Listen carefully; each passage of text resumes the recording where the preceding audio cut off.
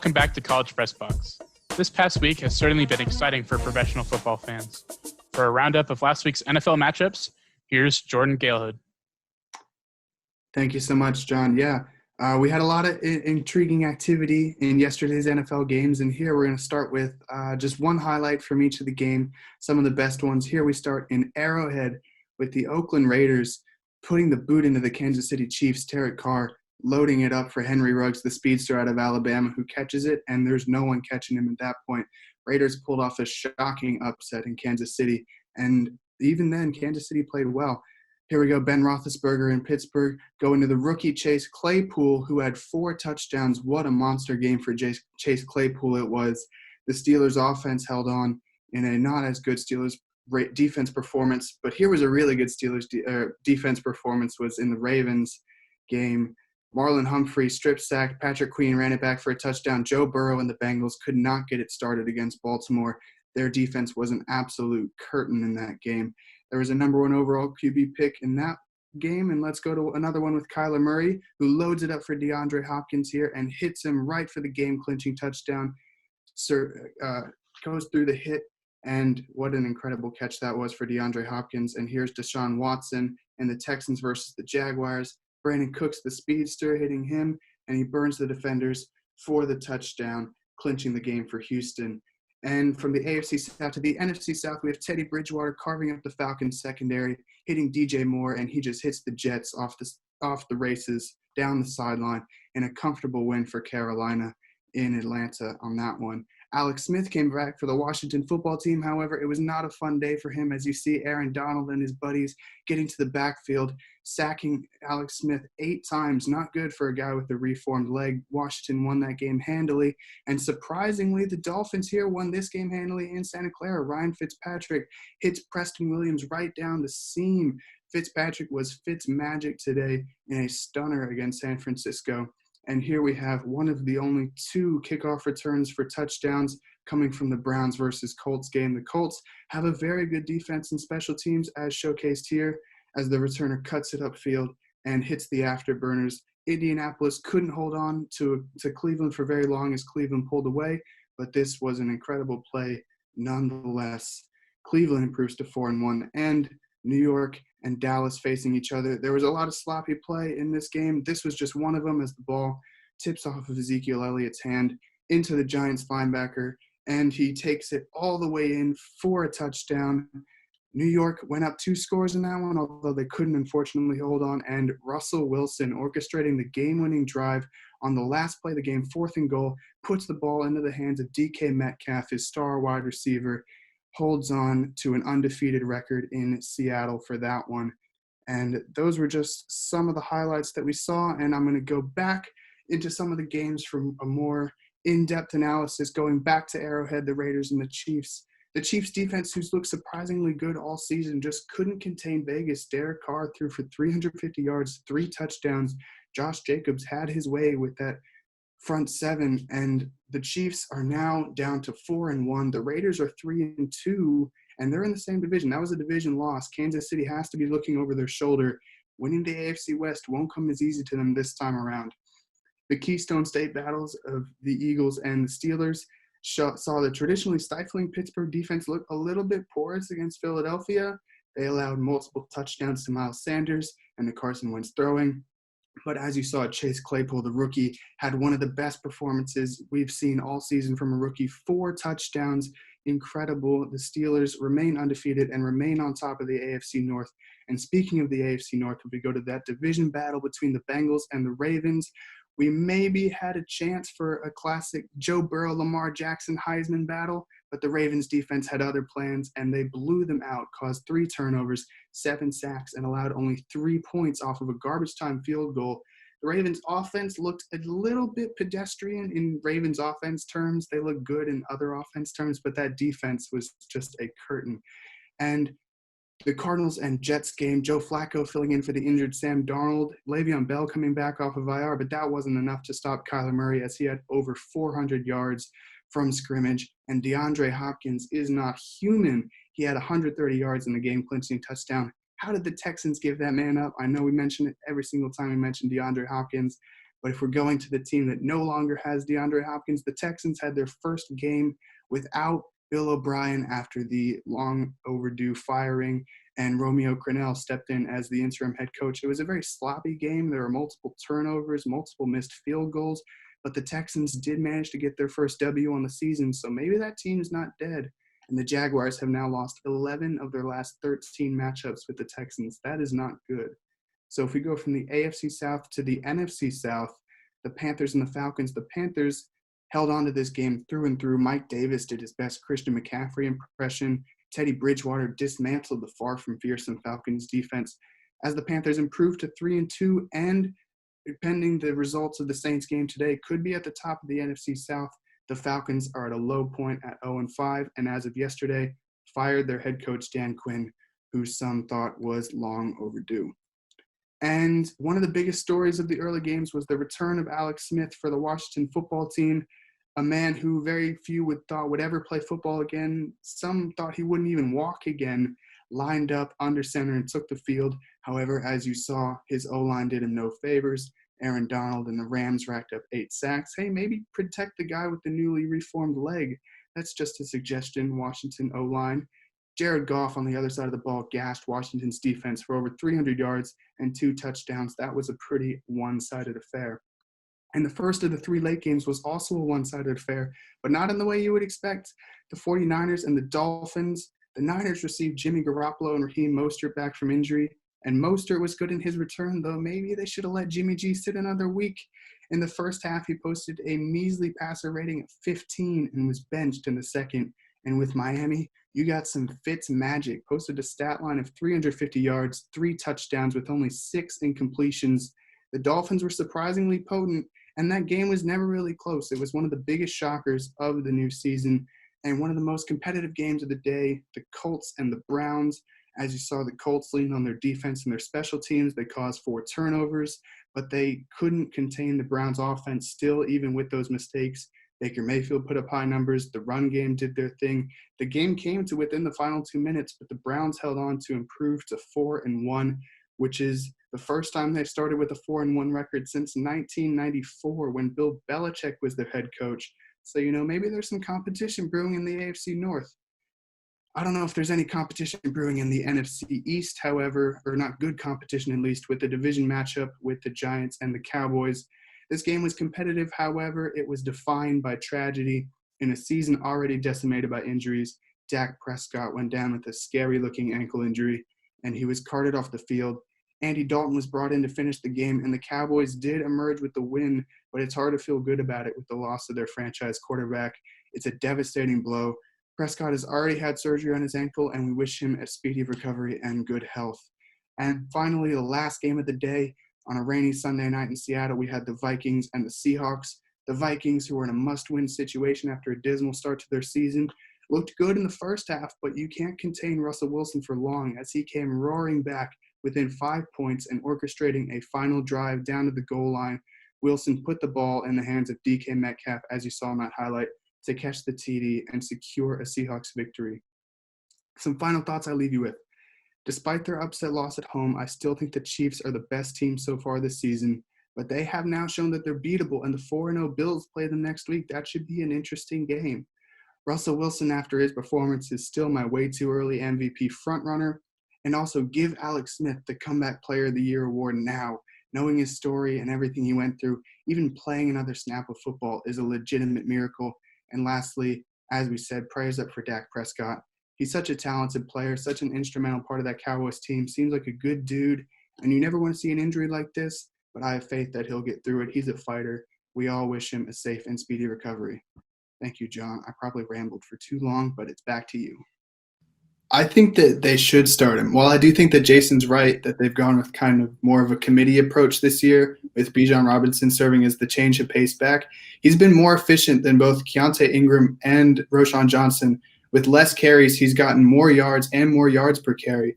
I think that with Keontae Ingram's injury and with his fumbling problems, this could be the time for Bijan Robinson to prove himself that he can handle like a 20-plus carry workload a game, and he can be the team's premier running back. Yeah, he hasn't been playing great the past couple games. That might be due to injury, but I think that regardless, UT fans should probably recalibrate kind of the expectations for Sam Ehlinger. I know a lot of people went into the start of the season thinking he was going to be a Heisman contender, myself included, and that's why these performances might have seemed a little bit disappointing, but he's still winning the games, even if they're not pretty. He's putting the offense on his back, like Jason said. And I don't think that he should be classified in the same category as someone like Trevor Lawrence or Justin Fields, but I don't think that he should be either. I think that that might have been unrealistic expectations, and we should just take Ehlinger for what he is, which is a solid quarterback who's winning us some football games. He's been very hit or miss with his deep ball, which allows opposing defenses to kind of come up and defend the shorter passes where Ehlinger kind of excels. And I think that if he can hit more of those deep throws, he can make defenses pay for coming up shallow. After the bye week, all three of these games are pretty much must-win games if UT wants to go to the Big 12 championship. And Kansas is, that's probably going to be a win, but Kansas State's pretty good, and Iowa State is at the top of the conference right now, I think. So if they want to win those games, Ehlinger has to hit his deep passes. Yeah, I was going to try and disagree with both of you just for a different opinion, but I don't think I can do it because I do think that UT just established themselves as the best volleyball team in the country. Baylor was good. They only had one loss before coming here, and UT swept them. They proved that they can come back from a large deficit after going down 2-0 in that first game. Breon Butler was a force on defense, and Baylor was probably their biggest competition all year, and we just swept them, as I said. So, I don't think there's a team in the country that's better than the Longhorns right now. Yeah, I'm going to go with the basic pick, Jason. I like Bryson DeChambeau to win. I don't know. I just like he's got the most powerful swing in all of golf. He doesn't have to go around the trees. He can just go over the trees. That's like how I play golf, except his version actually works and mine, it gets double pars. That's neither here nor there. His strength and his method sets him apart from the rest of the golfers, and it won him the U.S. Open. He took a month off to prepare for the Masters, and I'd imagine that he hit the gym every single day that month. He's just adding more and more power to his swing. I don't know. I like him to win.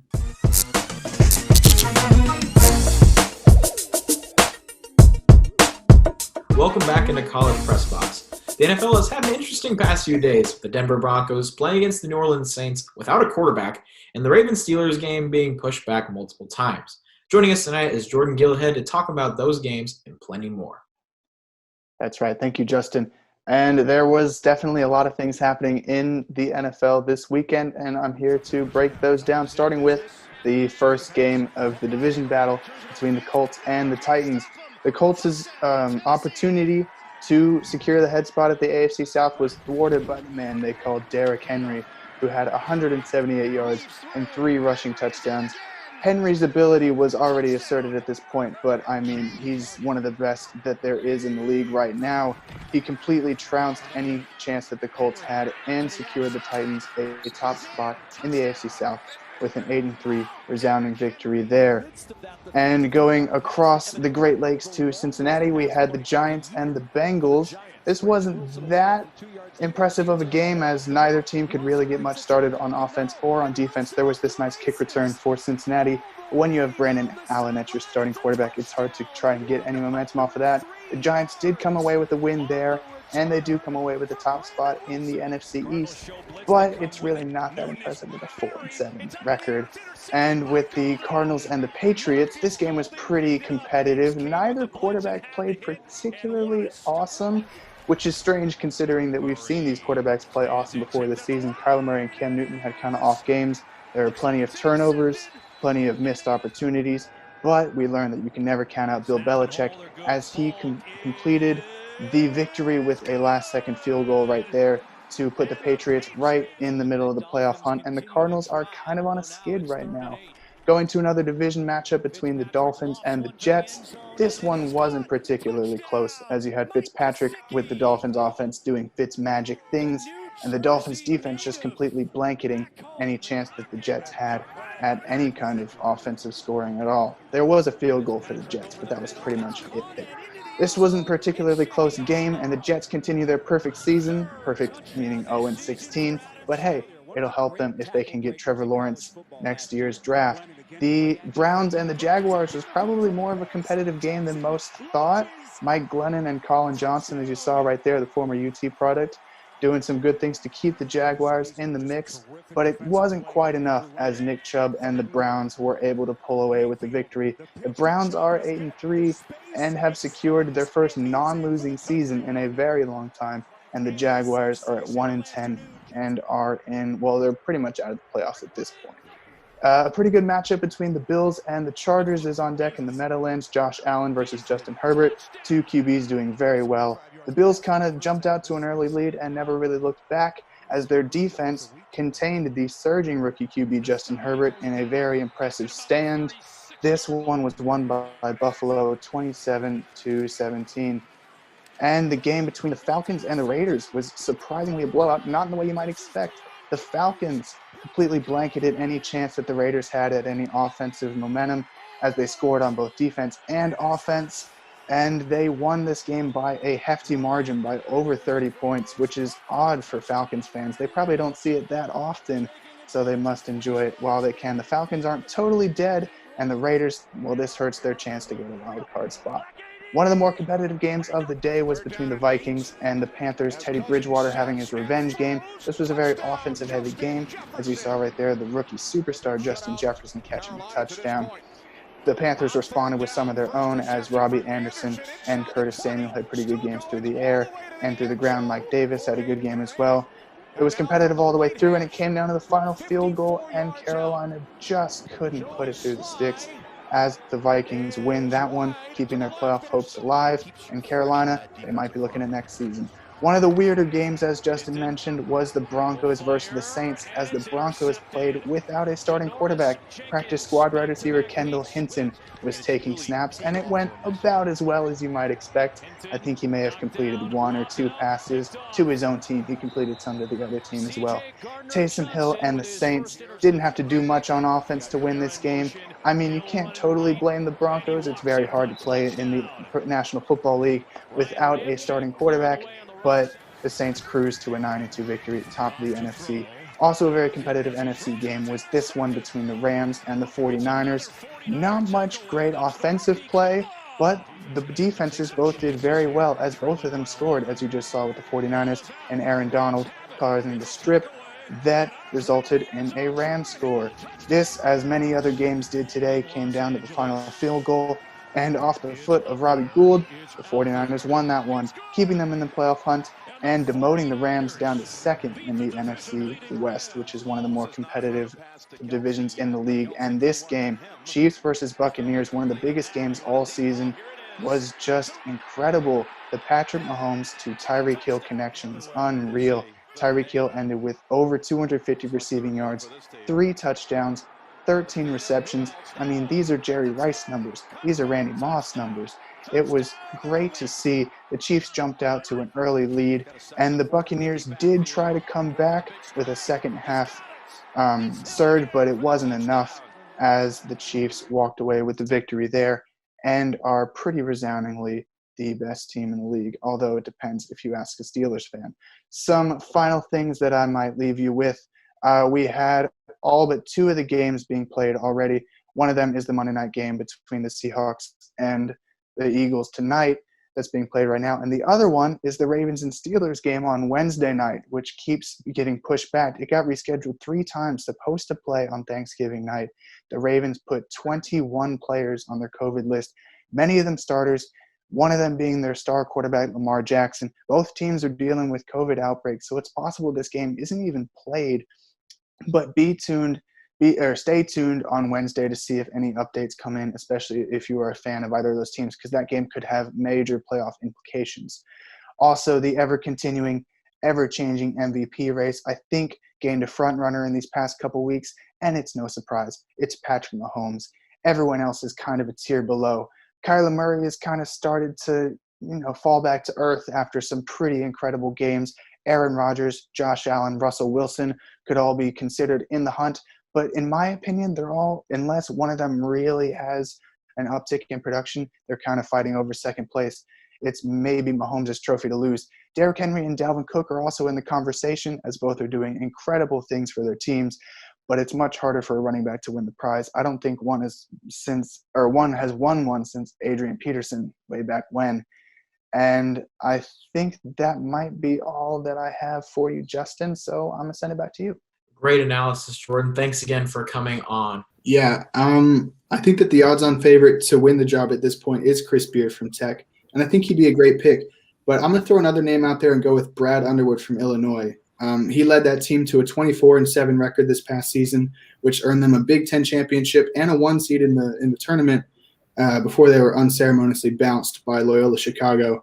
Underwood has had experience coaching in the Big 12 in the past, as he did so at Oklahoma State. So he knows the opponents well and he knows the terrain well. And I think that he would just bring a certain amount of grit and toughness that Shaka Smart, for all that he did for Texas, never really brought, I thought. He's a coach on the rise, and I think he'd be a good fit at UT. I honestly don't think anyone can. All due respect to UCLA, who are a fun underdog to root for and have way overperformed their 11-seed expectations, but I think that their chances are slim to none in their matchup against Gonzaga. I think that there's just too big of a skill gap between them. And I would love to root for a Texas team such as Houston or Baylor who are still alive, but I don't think that either of those teams can beat Gonzaga either. Baylor has not many weaknesses, and Houston absolutely dominates on the boards, but Gonzaga has been undefeated so far this whole season. And I know I picked otherwise in my bracket, but I'm going to go back on it now. I think that they're a team on a mission to make history, and I think that they very much can be the first team since Indiana in the 70s, like you said, Jaxie, to go undefeated all the way to the championship. I'd love to be wrong just for the sake of my bracket, but right now I can't pick against them. Yeah. I want to pick another team just to be different from the previous two answers, but I don't think I can. I'm going to pick UConn as well. I thought I picked Baylor in my bracket initially, and that game between Baylor and UConn was insane. It was very close. Baylor almost came out on top, but then Paige Beckers, the freshman of the year, she charged up like when Godzilla does his fire breath. I know Godzilla vs. Kong is coming out. That's why it's in my head right now. She got 28 points for the Huskies and led them to victory.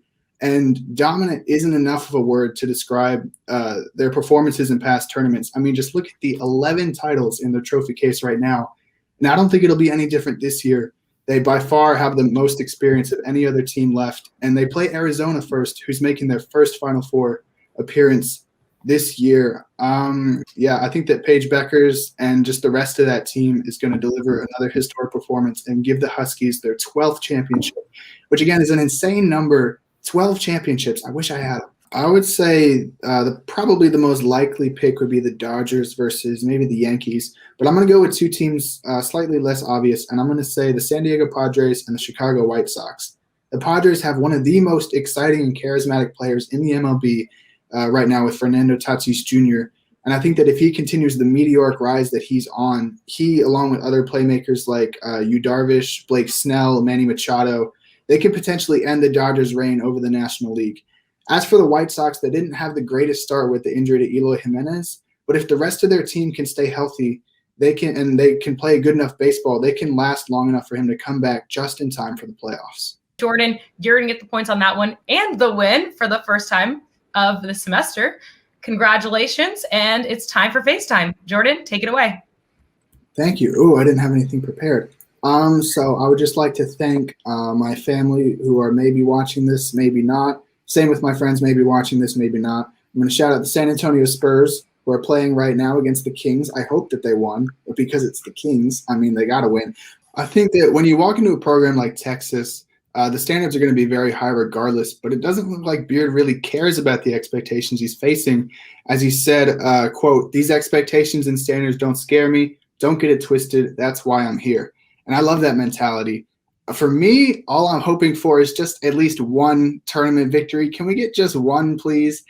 Texas hasn't made it past the first weekend in March Madness. It feels like 10 years. And with the immense talent that we have, along with a skilled and accomplished coach like Beard, I think that it's perfectly reasonable to expect some tournament success for Texas and not another 14-seed ACU upset, which Texas this year may have happened. It'll be difficult, but it's possible. After they stumbled out of the gate at the start of their season, Texas has now won 20 of the past 25, as you mentioned, Jaxie, and they're led by their pitching, which rank as one of the best groups in the nation when it comes to ERA, and their batting has improved. I think the team's batting average has gotten up to .272. However, their schedule does get a bit tougher as their season goes. They face some of the worst competition in the Big 12 so far, and they're soon going to have to face some of the best, most notably Texas Tech, which is right behind them in the rankings. But UT is a talented squad, and with the pitching as strong as it is, I think that they have a good chance to hang on to number 4. I think that, look, a 4 seed is still good. It still means that Texas is one of the 4 best teams in the country. But in my opinion, it's still too low. They have a 23-1 record, which, as Drew said, their only loss came against Rice, and that wasn't a great loss. It doesn't look good. But if you look at the number 2 and number 3 seeds above them, who are Kentucky, who's 19-1, and Minnesota, who's 15-2, they have a higher win percentage than both those teams and more flat-out wins than them and number 1 overall seed Wisconsin. And look, the Big Ten is admittedly a better and a tougher conference than the Big 12. And I know that I'm biased, but I think that Texas is a top 2 team in the country, and they ain't 2. Yeah, I think that for a big reason for Stanford's victory was their defensive game plan to key in on Arizona star point guard Aari McDonald, who she is a great, great player, and she had another good performance. But Arizona offense runs through her, and if Stanford could force McDonald to be inefficient with the ball and take bad shots, the Wildcats offense starts to fall down, which is what Stanford did as McDonald posted a stat line of 22 points on 21 shots. In comparison, when Arizona played UConn, McDonald put up 26 points on only 17 shots. And Stanford controlled the flow of the game. They protected the rim well. And while it did come down to the final shot, I think the Stanford defense held against McDonald, and they got the Cardinal the W. I'm used to Texas looking disappointing while I've been here, but they just looked like flat-out awful last Saturday. I'm sorry, but my biggest problem was with Hudson Card in the offensive line. In his first week against Louisiana, he looked a little bit nervous, a little indecisive, but I just chalked that up to week 1 performance. He still got a bit of jitters, but this week, he just looked flat-out rattled. He missed a lot of passes. He looked indecisive in the pocket. He looked like he was scared to run also. I know that Sark didn't want to take out Card for Casey Thompson too early because I feel like it would have destroyed his confidence. But I don't know. The offense really needed a shot in the arm after Card just did not look good. And the offensive line, as well, as Chloe said, it's not entirely Card's fault he couldn't throw because he wasn't getting any time in the pocket. They weren't buying him any time. It got to the point where Arkansas rushed 3 pass rushers and had everyone else sit back in coverage because they were confident enough in those 3 guys to generate pressure, and they did. So I feel like Card wasn't great, but the offensive line really needs to fix itself fast. I think that even though he didn't start last week, I think that Justin Fields made the biggest impact on his team, and he made it by not playing, which, if that makes any sense, Justin Fields, I thought he was the second best quarterback in this draft after Lawrence, and he went, a double-digit pick? It was like 11 or 12 or something like that to the Chicago Bears, and I think that Bears fans, once they saw that, they got a giant, ray of hope coming to Chicago after so many years of Mitch Trubisky and Mike Glennon and all that. But then the Bears are still starting Andy Dalton. They're basically using Justin Fields, as you saw in week 1 on Sunday night, as like Taysom Hill. He's running in, he's having some run plays, he's doing some sweeps or whatever. But I think that Bears fans and just fans of football in general want to see Justin Fields. They don't want to see Andy Dalton. And I think that if Justin Fields comes into the game, that can change the outcome of Chicago a lot. I think that offense gets a big boost. Those pass catchers, he's able to stretch the field, as it were, because, Fields, that... I try. Thank you. Someone clapped. That was a bad joke. I shouldn't have done it. Jordan, yes. I think going without a basketball... We did it. We did it. You didn't win against the Raiders, but, you won our question. So, congratulations. Jordan is our winner. Do we have time for FaceTime? We have time for FaceTime, so take it away, Jordan. I would like to shout out Lamar Jackson here. I know that it was a rough loss against the Raiders, but it shouldn't be blamed on you. You had 2 bad fumbles, but that's also not your fault. Welcome back into College Press Box. Now we go to NFL analyst Jordan Galehood and Tyler Moss, who will be breaking down this past weekend in the NFL. All right, welcome in Jordan and Tyler. And Jordan, I'll start with you. After a drama-filled offseason, week 1 of the NFL finally is upon us, and the league wasted no time capturing fans' attention with some intense down-to-the-wire finishes in several matchups yesterday. Can you give us a little bit of a quick recap on the crazy endings that occurred in a few of the games? Absolutely. Yeah, the NFL is never without drama and intensity, and we received no shortage of that on Sunday. Firstly, let's start with the shocking upset of the Cincinnati Bengals by their division rivals, the Pittsburgh Steelers. Fresh off their Super Bowl appearance, the Bengals hope to make it back to the big game this season, but the Steelers' defense came to play, intercepting Joe Burrow 4 times. The Bengals' offense somewhat recovered and scored at the last second, but Minkah Fitzpatrick blocked Evan McPherson's extra point attempt to send the game into overtime, where the usually sure-footed McPherson missed a kick again. The Steelers were ultimately able to come away with the W off of a walk-off kick from Chris Boswell. But McPherson isn't the only kicker to miss a field goal to win a game yesterday, as Younghoe Koo for the Falcons just couldn't put the game away and saw the Dirty Birds blow yet another lead as the Saints staged a comeback from a double-digit deficit in the fourth quarter. That game shouldn't be on him, though. The blame should be on Atlanta's porous defense that allowed the Saints to keep marching down the field and score. Now, it's not all bad for kickers, though, as Browns rookie Cade York drilled a 58-yard field goal with 8 seconds left to seal the victory for Cleveland after a hard-fought battle with their former disgruntled quarterback Baker Mayfield. Even with backup quarterback Jacoby Brissett, the Browns have to feel pretty good about winning over Mayfield, and head coach Matt Rule's seat has to be feeling pretty warm if Carolina keeps losing games like these. However, Brian Daboll has to be feeling pretty secure in his job after the incredibly gutsy decision to go for 2 in the final seconds of the matchup between his New York Giants and the Tennessee Titans. In a game where no one gave them a chance, the Giants' defense stood tall against Derrick Henry and rode a rejuvenated Saquon Barkley to victory against the reigning 1 seed in the AFC. And of course, we had our first tie of the 2022 season between the Texans and the Colts, as the Texans, a team no one thought twice about, jumped out to an early lead, but stagnant offenses and missed kicks caused the game to fizzle and end in a bit of a whimper in overtime. But even if no one is a fan of ties, this Sunday proved why everyone loves the NFL. Non-stop excitement every single week. I think the wins that looked most impressive to my eyes were from first-year coaches Kevin O'Connell for the Vikings and Mike McDaniel for the Dolphins, seeing as they made very decisive statement victories against past division rulers. For years, the Vikings have been considered the little brother of the Green Bay Packers in the NFC North, but Kirk Cousins and Justin Jefferson opened up the throttle on susceptible Packers secondary as Jefferson exploded out of the gate with 9 catches for 144 yards and 2 touchdowns. And on the other side of the ball, the Packers are missing their 2 starting offensive tackles, and the Vikings took advantage, sending constant pressure in the face of reigning MVP Aaron Rodgers. Led by new outside linebackers Adarius Smith, their defensive front battered Rodgers with 4 sacks. When it comes to the AFC East, the Patriots have been in charge of the division for what has felt like forever, and even though the Dolphins still may have a lot of work to do if they want to take the division from the Buffalo Bills, new coach Mike McDaniel must have felt pretty good sending Bill Belichick home with a loss in their first meeting. The game plan on offense was perfect as he manufactured a bunch of run-after-catch plays for speedy wide receivers Tyreek Hill and Jalen Waddle, who both blazed past the Patriots secondary on their way to a win. And that defense is no joke either. Javon Holland and Melvin Ingram will haunt Mac Jones' nightmares this week as they nabbed a turnover each, with Ingram's going for a touchdown as well. And while neither of these coaches stepped into a complete rebuild situation like, say, the Giants or the Texans, it's still good for them to thrive in their new positions and set their teams up for victory. Very wrong indeed, Tommy. To continue to recap the Red River Showdown, we are joined by Jordan Galehode. Thank you so much for being here. Thank you for having me. I would always do this. So we talked about the 0 side of the 49-0 final score, but let's show some love to Quinn Ewers and the offense, who looked absolutely unstoppable, putting up 49 points on Saturday. How would you rate Quinn Ewers' performance in his first rivalry game? Yeah, I don't want to bury the lead here, so I'm just going to come out and say it that Quinn Ewers was a flat-out A+ on Saturday. In his first game back from that nasty-looking clavicle injury he suffered during the Alabama game, I was curious to see how his throwing would be affected or maybe if the coaching would try and limit him a little bit, but I didn't see any limitations in his game.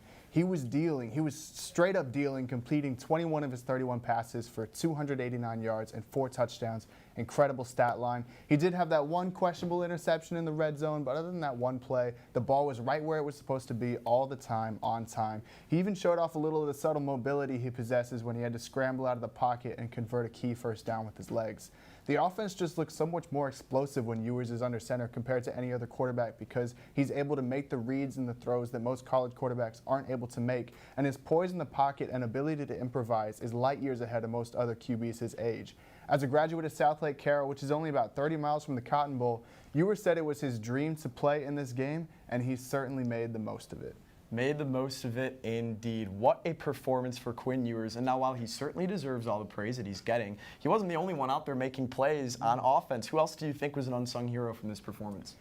Yeah, I got to show some love to 2 pass catchers in particular, and those are Jatavian Sanders and Jordan Whittington. Typically, the superstar wideout Xavier Worthy receives all the attention, not just from Texas fans, but from opposing defenses as well. And he had a good game this weekend, but that gravity that Worthy carries really freed up the field for Sanders and Whittington. Sanders may be one of the best tight end talents that Texas has had in recent memory. He looked unguardable, high-pointing balls and steamrolling through smaller defenders as he big-bodied his way into 2 touchdowns. And while Whittington never found the end zone, he was a constant chain mover for the offense. Whenever Texas were in those tough second and third down situations when they needed to convert, Ewers seemed to always look for the sure-handed Whittington, who ended the day with 5 catches for 97 yards, averaging almost 20 yards a catch. Also, I'd like to give a special shout out to the running back room. Bijan Robinson's talent obviously speaks for itself. He had another stellar performance, but the backup runners of Roschon Johnson, Keelan Robinson, and Jonathan Brooks are more than capable of handling touches out of the backfield. Because of them, Bijan can take some much-needed breaks, and the running game doesn't even have to slow down.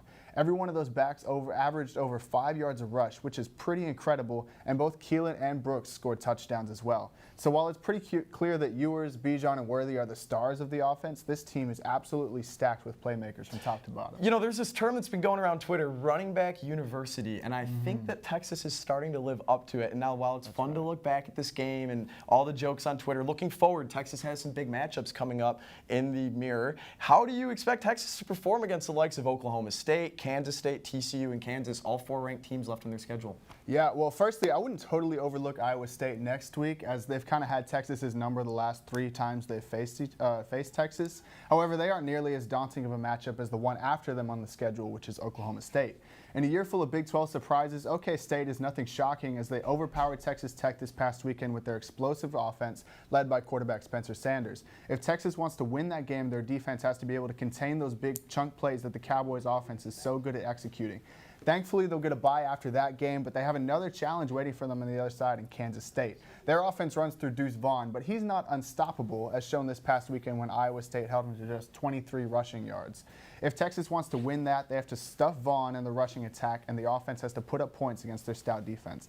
And then it doesn't get any easier against TCU, who just beat the formerly undefeated Kansas in one of the weekend's best games. The Max Duggan Quentin Johnson connection is sure to cause some havoc into the Texas secondary, so the Longhorns offense has to be prepared to walk into a shootout, and Ewers has to match Duggan blow for blow.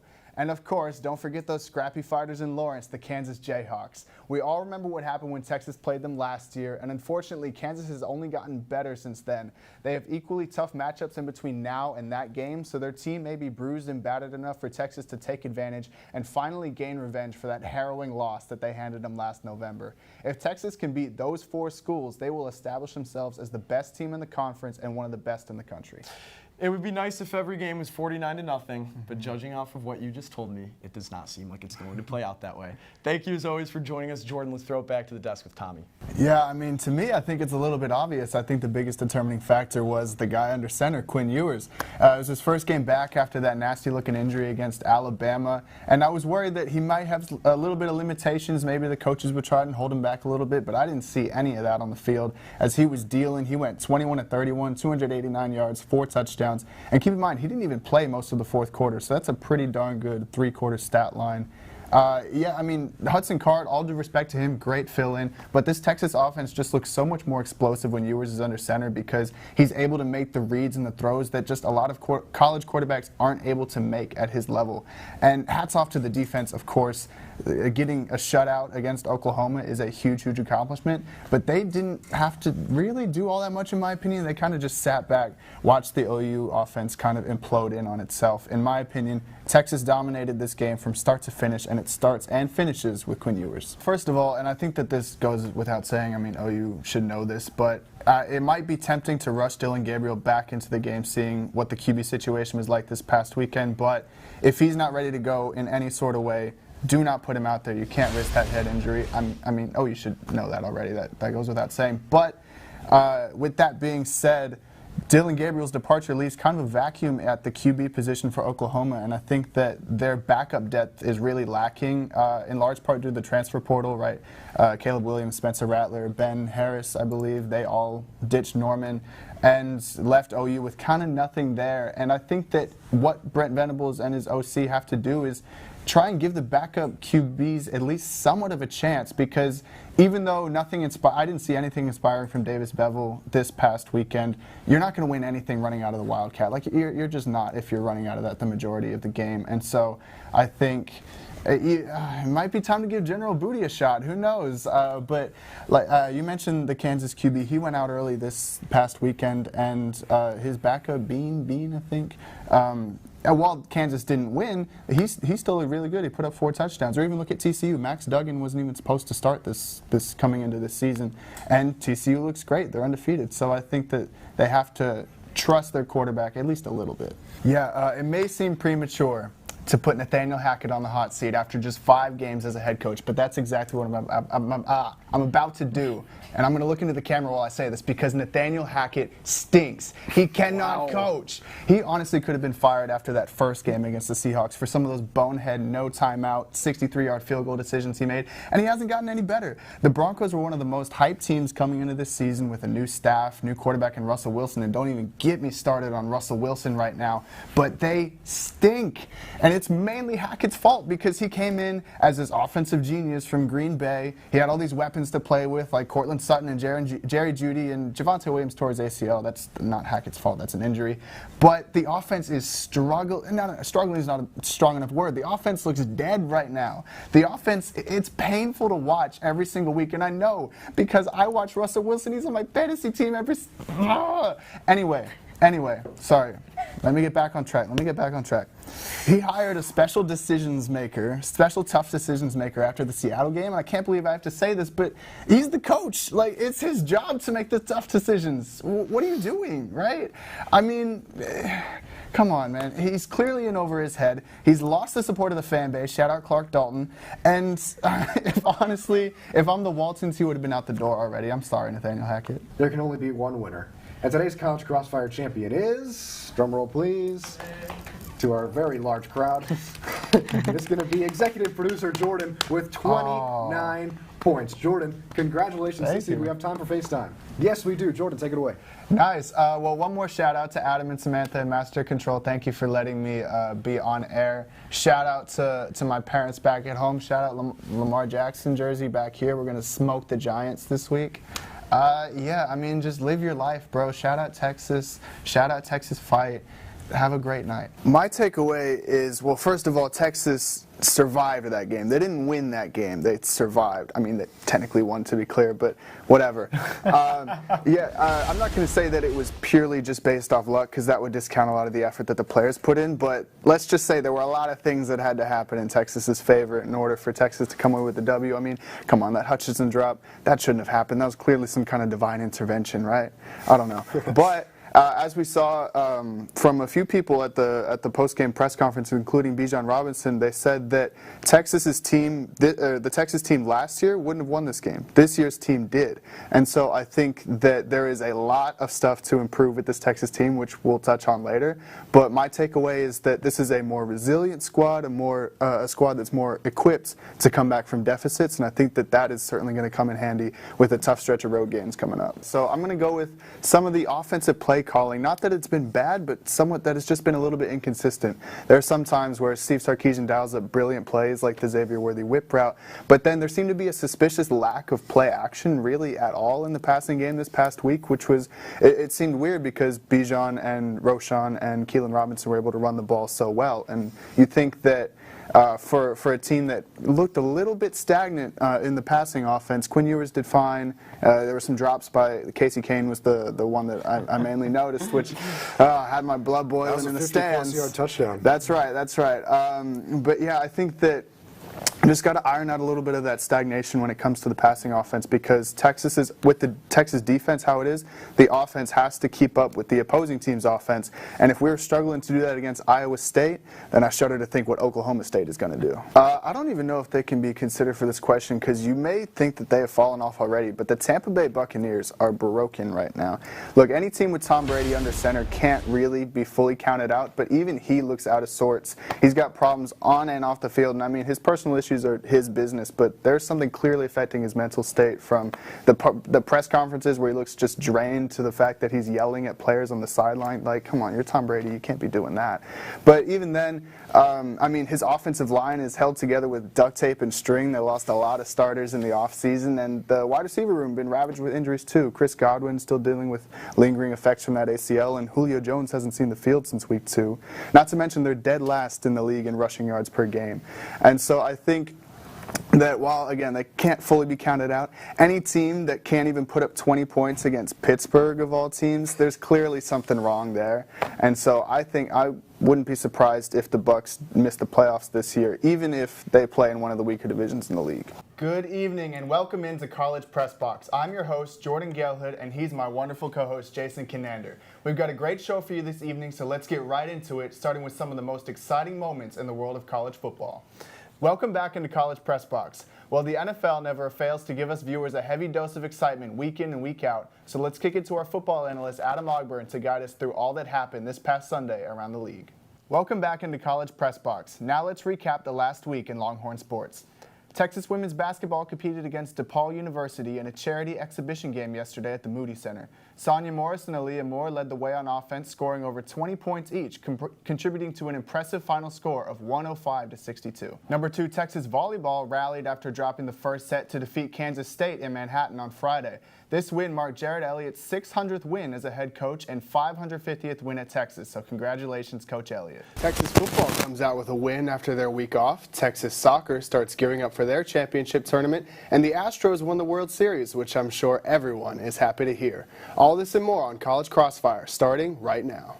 All right, good evening, one and all. Welcome into College Crossfire, the best collegiate sports debate show in the entire world. I am not your host, Tommy Yarish, as he is currently spending the week standing outside of Justin Fields' house, holding a boombox over his head, professing his love for him like can say anything. So I am your substitute host, Jordan Galehood. Usually I'm behind the wall here in Master Control, directing the show from the shadows, but today I will be here in the host chair. Big shout out to director Adam Ogburn for subbing in back there, letting me do my thing here. And I will be overseeing our contestants, hoping to do half as good a job as Tommy normally does. Let's get cooking, all right? Let's chef up these hot takes. Let's get in the kitchen. So, after a much-needed bye week, Texas football had a very tough meeting on the schedule with the Kansas State Wildcats, who had previously walloped their opponent, Oklahoma State, 48-0. However, in the face of this, Texas didn't flinch, putting up 34 points in a primetime victory on the road. Bijan Robinson was clearly the star for the Longhorns, just as he has been all season long, as Robinson tallied 209 rushing yards and a rushing touchdown for good measure. But while Bijan's greatness can and should be celebrated, it wasn't by his hand alone that this game was won. Contestants, who do you think was an unsung hero that contributed to this win that should get more love? And Courtney, we'll start with you. While Texas's win against the Wildcats was definitely impressive, their upcoming matchup against the undefeated TCU Horned Frogs is a whole different animal. Literally, because Wildcats and Horned Frogs, different animal. Anyway, TCU is going to be coming into Austin ranked 4th in the AP poll and ranked 4th in the CFP poll. It's a matchup that's sure to be met with much fanfare, as evidenced by College Game Day's decision to come back to Texas for the second time this season. I guess they just didn't get enough the first time. With such a hyped matchup against such a quality team, the Longhorns are going to have to be in top form in order to give TCU a competition. So contestants, who on the team is going to have to step up if Texas wants to earn that spot at the top of the Big 12? And Justin, we'll start with you. You know, as a San Antonio 210 native, just like Justin, I got to go the UTSA Roadrunners. They showed a lot of resilience last week, 2 weeks ago against UTEP. They were down by 3-4 scores at halftime. They came back to win that game. Hasn't been as impressive of a year as last season for UTSA, but the city of San Antonio has their backs. Frank Harris, he's like as famous as the mayor at this point, and yeah, I'm going UTSA. Meet. There we go. Away. Yeah, I think speaking of talent levels with last question with Kansas State and Alabama, I think you could say the same thing here. Tulane, really tough, gritty, resilient team, super impressive story, but USC's talent is just they've just got too much. on especially the offensive side of the ball. So if Caleb Williams plays, I'm going USC. If he doesn't play, though, I might go Tulane as well. Absolutely. I wanted to pick against Georgia just to be contrarian, but I can't because they've just looked too good this entire season. I think it is going to be Michigan that they play, going to be a matchup of the college football playoff game last year, and we all know how that turned out. Georgia won that pretty convincingly. Obviously, I mean, there's different players, different personnel on those teams, but I think that it's going to be Georgia again. Good evening and welcome into College Press Box. I'm your host, Jordan Galehood. We've got a great show for you this evening, so let's get right into it. Let's start by heading to Kansas City to look at some highlights from Sunday's game between the Texas Longhorns and the Miami Hurricanes. So here we go. Miami coming out of the gate strong, jumping out to a 9-1 lead anchored by Jordan Miller's 27-point performance. But Texas's offense answered with this deep three from Sir Jabari Rice.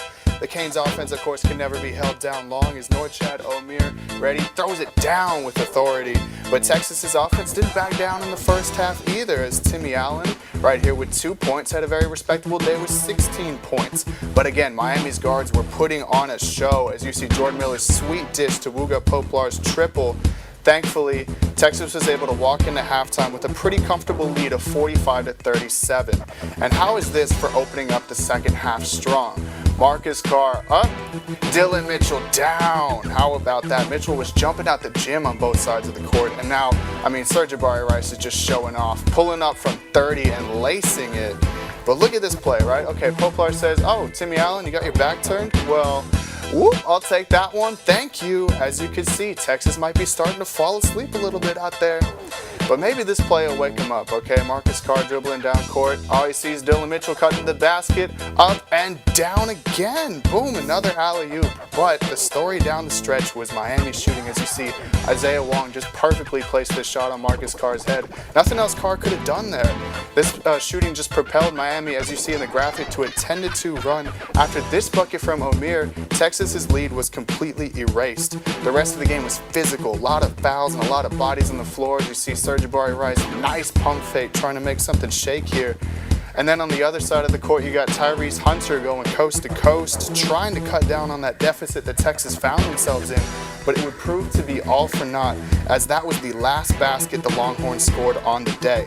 Texas's foul trouble and Miami's free throw shooting dashed UT's hopes of competing in the Final Four, as the Longhorns would be eliminated on a final score of 88-81, and the Miami Hurricanes would be traveling to their first Final Four appearance in program history. All right, thank you for that, guys. And now let's get into This Week in Longhorn Sports. Texas baseball completed a series sweep of number 14 Texas Tech yesterday after winning a 9-8 walk-off at the Dish Falk Field. Junior Peyton Powell was the highlight of the game, going 3 for 4 at the plate, hitting 2 homers and driving in 4 runs. And speaking of sweeping Texas Tech, the UT softball team also did just that this weekend, winning their final game 8-3 on Sunday. This win marks their 30th in an impressive start to the season, and also marks the first time Texas has swept a Big 12 opponent since April of last year. Number 3 Texas men's tennis defeated number 10 USC 4-1 at the Texas Tennis Center on Sunday to conclude non-conference play and earn their 5th top 10 victory of the season. This win was clinched by singles victories from juniors CM Woldliab, Cleve Harper, and Elliot Spizziri. Men's swimming and diving finished 3rd at the NCAA Championships this past Saturday at the Freeman Aquatic Center in Minneapolis. This finish means that the Longhorns have placed top 3 at each of their last 9 NCAA championships, and for Coach Eddie Reese, it's his 36th top 3 result of his career. That'll wrap things up for this week's episode of College Press Box. Make sure to tune in to our other shows this week, including College Crossfire on Wednesday and 1-0 Sports on Friday. Thank you to our analysts, everyone in Master Control, our executive producer Samantha Pearl, and everyone else at TSTV. I'm Jordan Galehood. Thank you for joining us, and have a good night. Texas basketball ends their season in disappointment. Texas baseball prepares for a long road trip. And what the heck is going on with this guy, Lamar Jackson? All of this and more coming up on College Crossfire. Flow brothers, man, going with the flow. I have the shortest hair here somehow, which is crazy, but whatever. Let's get started. Things were looking pretty good for Texas men's basketball against Xavier in the Sweet 16. However, it all came to a tragic end at the hands of the Miami Hurricanes in the Elite Eight. Texas was sent home packing after an 88-81 loss. However, the loss seemed perplexing to some, as Texas seemed to have a pretty commanding lead for most of this game. So, contestants, break it down for us. What went wrong for Texas in this game? Justin, we'll start with you.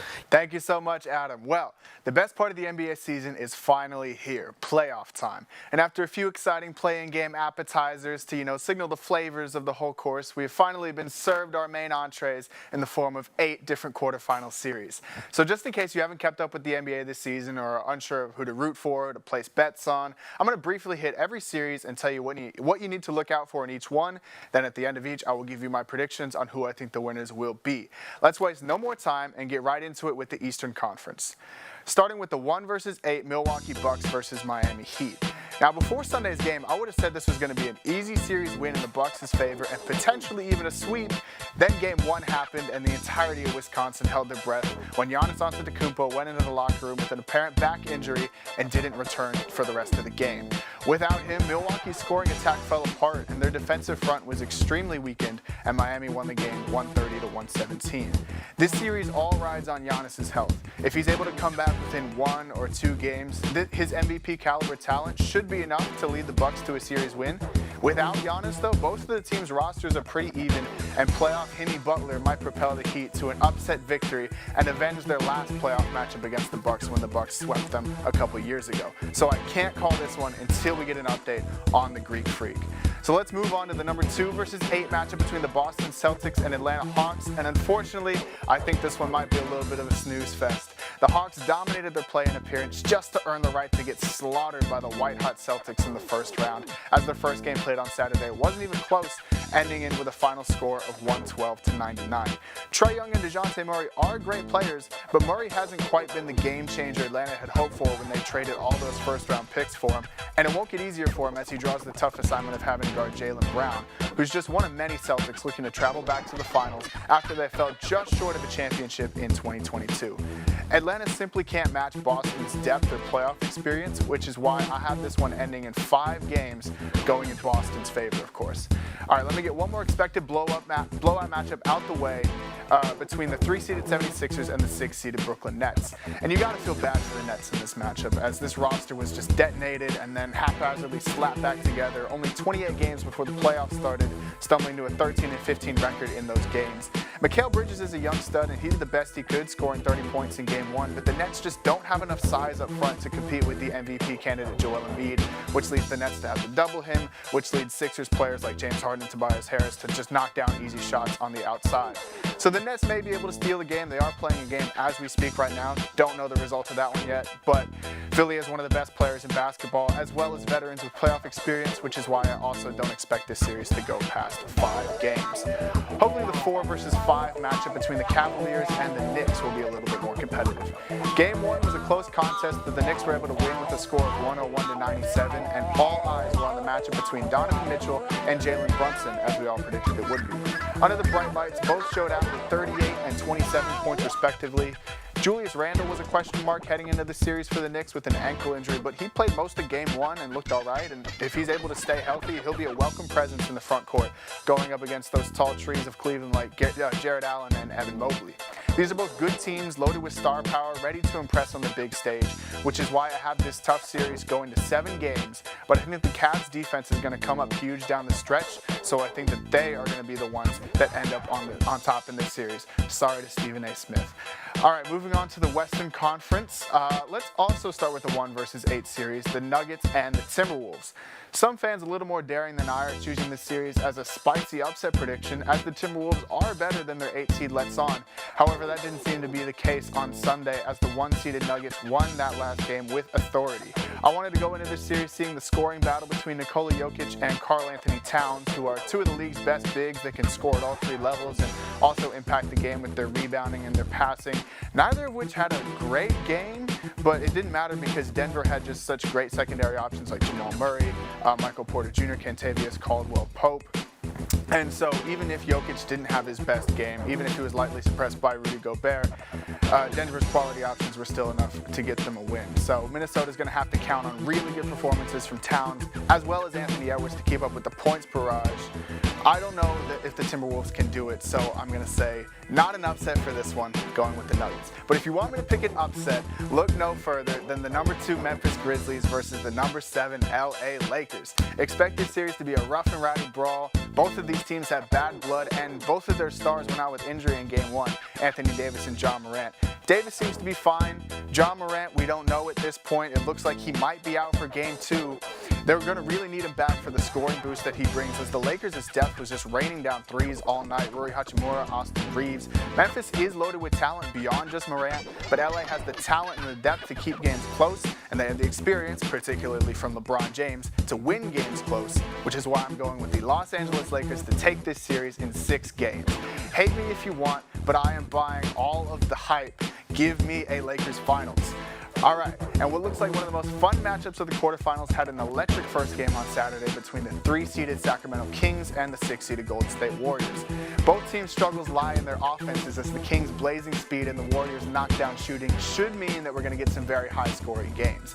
The Kings lack the playoff experience of the Dubs, but they also have the power of what is probably the best home court advantage of any team in these playoffs. You can count on that Sacramento crowd to show out after a playoff drought of more than a decade, and that's exactly what they did on Saturday in Game 1 when the Kings won the game 126-123. They're a fun team to root for, and they come up clutch in close games, but I still don't think it'll be enough to overpower the reigning champs, as I've got the Warriors taking this series after using the full 7 games to do it.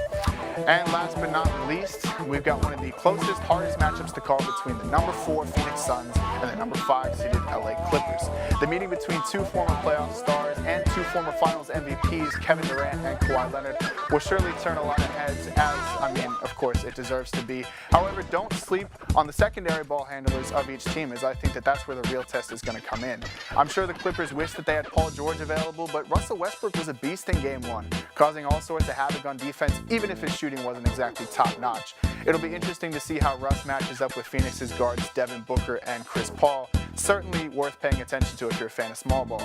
It's going to be weird seeing one of either Durant or Kawhi get bounced in the first round, but even after his magnificent outing on Sunday, putting up 38 points, and even after a Clippers Game 1 win, I'm still expecting it to be Kawhi who's bounced, as another injury-riddled season for the Clippers ends in disappointment after the Suns win this series in 7.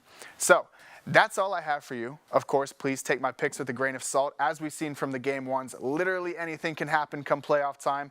But one thing is for sure, we are all in store for a very exciting few weeks of NBA basketball. I hope you enjoy. I know I will.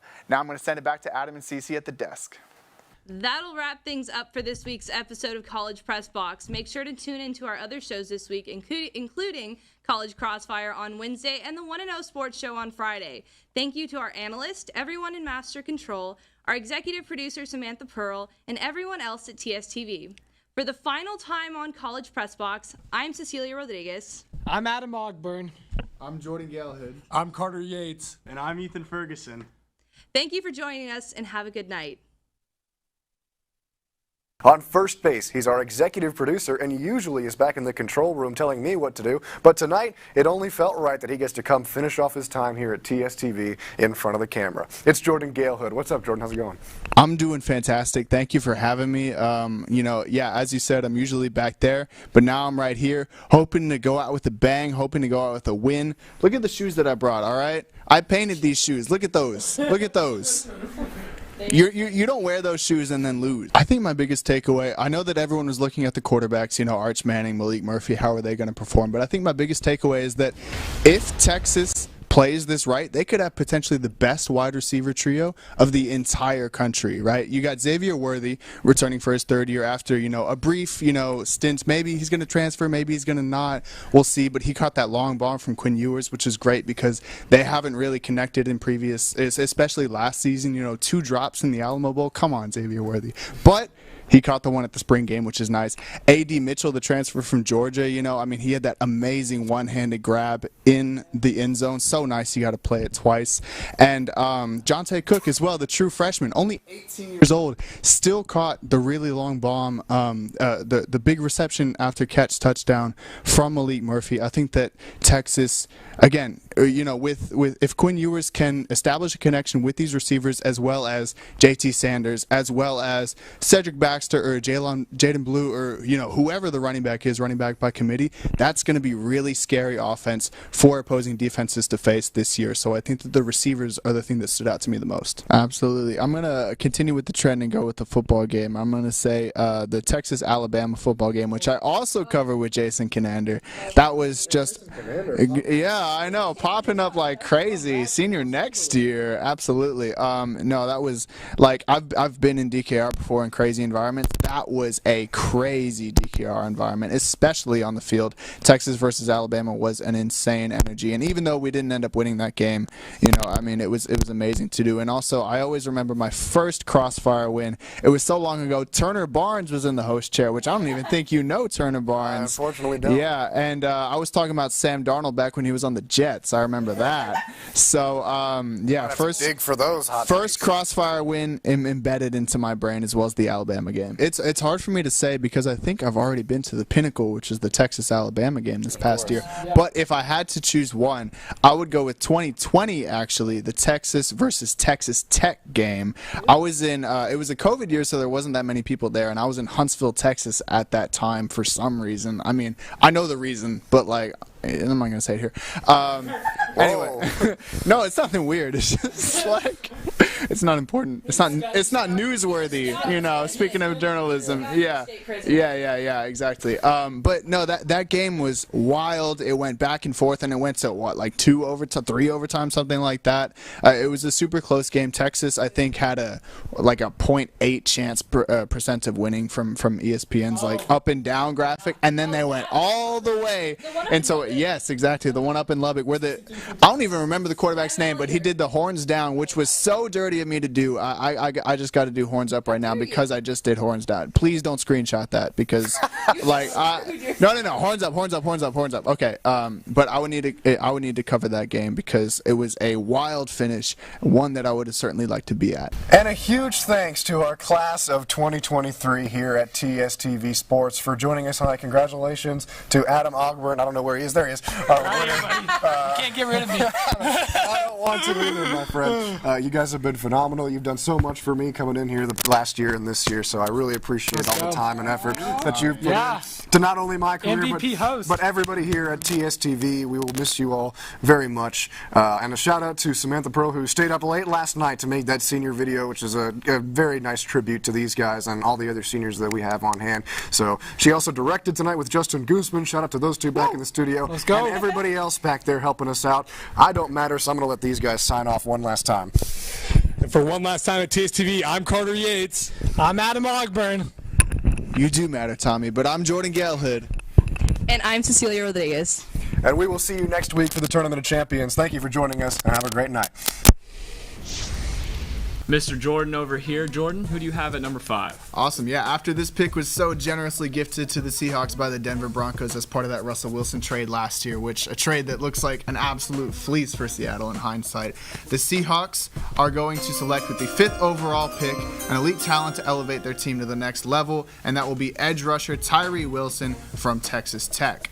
Edge rusher is definitely a position of need as Seattle's 2 edge rushers, Bruce Irvin and Uchenna Nwosu, are coming up on expiring contracts and potentially could be heading out the door soon, and Wilson fills that role perfectly. In my opinion, he's the 2nd best defensive prospect in the draft behind Will Anderson.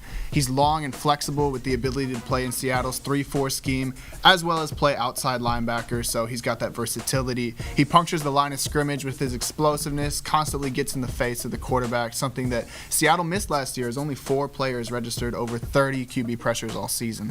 And he also sets a firm edge in run defense as well.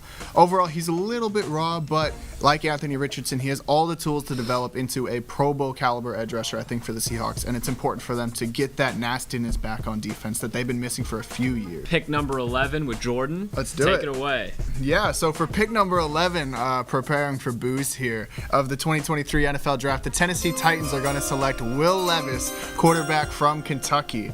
So this pick might be a little bit unconventional for Tennessee, as you might look at their roster and say, well, they already have 2 quarterbacks on their roster, and they just picked a QB in the draft last year.